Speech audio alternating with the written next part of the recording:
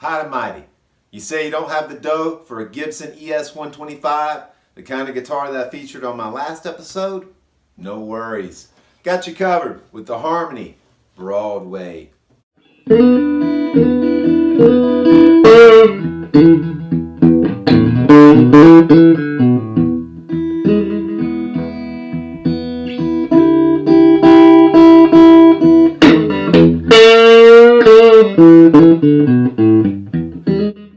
All right, y'all. Well, listen, before we start, please remember, if you like this stuff, subscribe, and not only that, hit that notification bell so anytime an episode of Out of Control Vintage comes out, you'll be the first to know.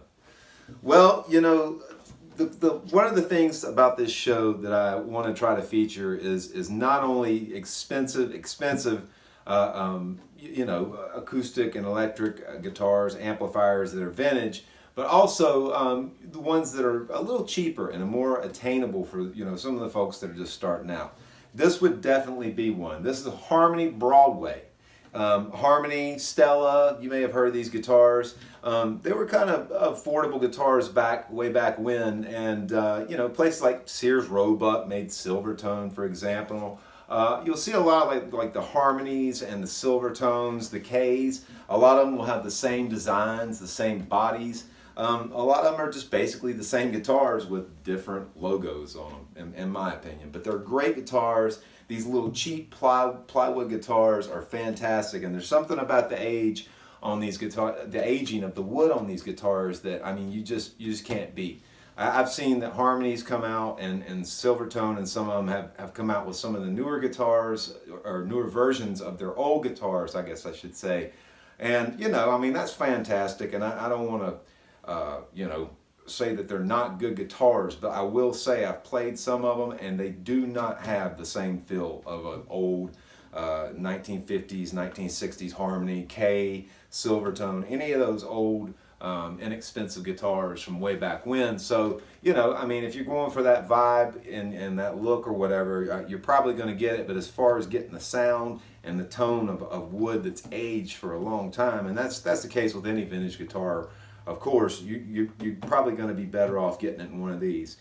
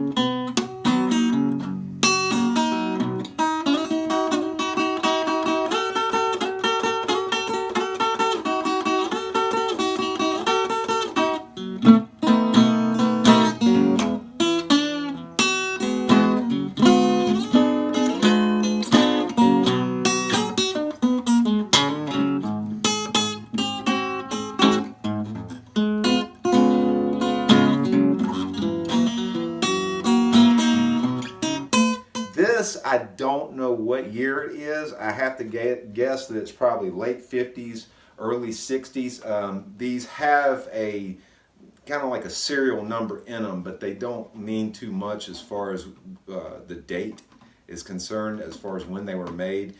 As far as I know, now I may be wrong about that, but as far as I know, all the Harmony arch tops like this had a stamp inside that would say the, like 55 for 1955, so on and so on. This one, like a lot of these cheap guitars, it was just a stamp. So the stamp, even though this thing was stamped, it's faded off and long since gone. So I can only estimate what this guitar is.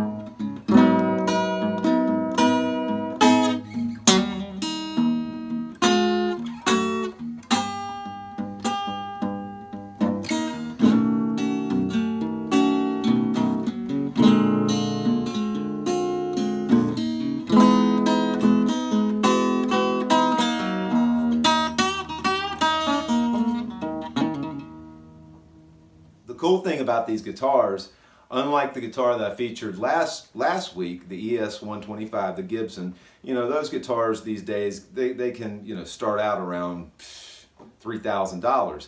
But this thing, you know, you can get one of these pretty easily. I mean, you know, you're looking at, I'd say, depending on the year, anywhere from $300 to maybe $800-900 for one of these. But they're fantastic guitars. A long time ago when I bought this, my intention was to put like a gold full pickup or a Diamond on this and turn it into an electric guitar, which I thought would be just a fantastic box. But they made 3 of these. This was kind of a series, the same size guitar, same shape. This one is the Broadway. There were 2 others. If I find the names, I'll put them in the link, and I'll probably put a picture of them I'll link them up in the video. Put a picture. But there was like a there was a natural finish on these. There was the sunburst like this one, and there's also one it's basically like a navy blue here, and the lower half of it is turquoise. So, and I actually have that guitar. Has no hardware on it, no tuners or anything. A friend found it in a house, believe it or not, and gave it to me way back when. I think that one's called the Carina, if I'm correct. I'm probably not, but don't take my word for it. Take my word for it though that this is a killer acoustic archtop guitar, and especially if you're going for the old blues tone, you know, this is your Huckleberry right here.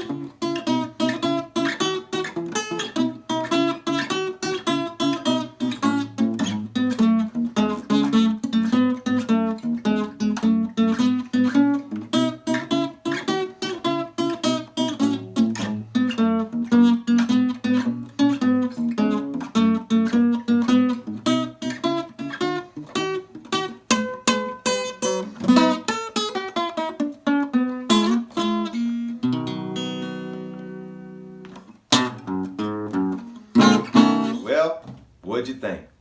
It's a pretty nice box if you ask me.